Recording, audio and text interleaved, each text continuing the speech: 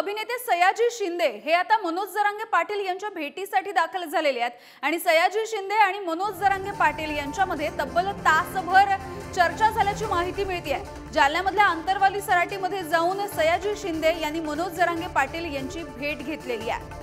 आताची महत्त्वाची बातमी आपण बघतोय। एकीकडे मराठा समन्वयक मुंबईकडून जालन्यामधल्या आंतरवाली सराटीच्या दिशेने रवाना झालेत, तर दुसरीकडे अभिनेते सयाजी शिंदे यांनी सुद्धा मनोज जरांगे पाटील यांची भेट घेतली आहे आणि या दोघांमध्ये तासभर चर्चा झाल्याचं कळतंय। या बैठकीच्या वेळची ही त्यानंतरची खरंतर या भेटीची ही दृश्य समोर येत आहे। अभिनेते सयाजी शिंदे हे मनोज जरांगे पाटील यांच्या भेटीसाठी गेले होते, त्यांच्या गावी जाऊन त्यांनी ही भेट घेतली। याविषयी बोलूया, गौरव साळी आमचे प्रतिनिधी आपल्या सोबत आहेत। गौरव, काय अधिकची माहिती आहे? एकीकडे जरांगेंची भेट घेण्यासाठी शिष्टमंडळ गेलेलं आहे मुंबईतून, तर त्याच वेळेला अभिनेते सयाजी शिंदे हे सुद्धा पोहोचलेले आहेत आणि त्यांनी भेट घेतली आहे। जसं तू म्हटली तसं अभिनेते सयाजी शिंदे हे आज मनोज जरांगे पाटील यांच्या भेटीला गेलेले आहेत। सुमारे 1 तासभर यांच्यामध्ये चर्चा झाल्याची माहिती समोर येत आहे। ही चर्चा कशावर झाली हे अद्याप कळलेलं नाहीये, मात्र मुंबईहून मुंबईचं शिष्टमंडळ हे जालन्याकडे रवाना झालेलं आहे आणि सुमारे दुपारचे 2 वाजता हे शिष्टमंडळ जालन्यातल्या आंतरवाली सराटीमध्ये दाखल होईल। आणि गेल्या आठवड्यामध्ये मनोज जरांगे पाटलांचं आंतरवालीचं एक शिष्टमंडळ हे मुंबईमध्ये मैदानांची पाहणी करण्यासाठी गेलं होतं। तिथे या शिष्टमंडळाने मैदानांची पाहणी केली होती।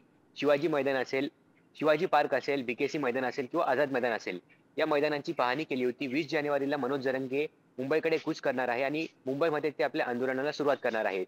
तर मग हे आंदोलन नेमकं कोणत्या मैदानावर होणार यासाठी या शिष्टमंडळाने जाऊन जागेची पाहणी केली होती आणि आपला सगळा अहवाल सादर करण्यासाठी आज मुंबईहून आंतरवाली सराटीमध्ये शिष्टमंडळ येणार आहे। हे शिष्टमंडळ मनोज जरांगे पाटलांना आपला अहवाल सादर करणार आहे आणि कुठलं मैदान सोयीस्कर असेल आपल्या आंदोलनासाठी हे सांगणार आहे। दरम्यान मनोज जरांगे पाटलांनी मागील 2 ते 3 दिवसांनी सांगितलं होतं की तिन्ही मैदानं जरी आंदोलनासाठी घ्यायची ठरले तरी हे तिन्ही मैदानं समाजाच्या आंदोलनासाठी अपुरे पडतील असं मनोज जरांगेंनी सांगितलं होतं। मात्र आज हे शिष्टमंडळ आता जालन्यातल्या आंतरवाली सराटीत दुपारी 2 वाजेच्या सुमारास दाखल होईल।